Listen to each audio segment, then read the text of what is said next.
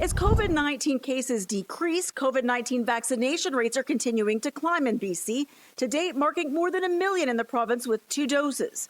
But as concern over the Delta variant looms, BC's top doctor says how we're vaccinating will ward off outbreaks other countries are seeing. I think we only need to look at what's happening in the UK and in some other countries where they have not prioritized immunizing, especially teenagers, where we know that transmission can happen. The UK and other countries are just getting to vaccinating their teenage cohorts. In BC, 76.2% of those 12 and older have had a dose. So we can get a lot of transmission very quickly in young people. And that's why immunization is so important to protect communities, because once you get transmission in young people, you can get spillover into older people, into people who are more likely to have severe illness and end up in hospital. And we see that even in highly protected communities. Both the UK and Israel, with some of the highest vaccination rates in the world, are seeing Delta variant outbreaks.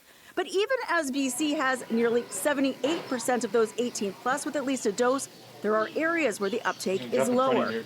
The latest data here shows areas in central BC and the north below 50% of those eligible. In other regions, it's 70% and above. Even still, Dr. Penny Ballum, heading the vaccine rollout, expects to hit 80% in the province mid-July.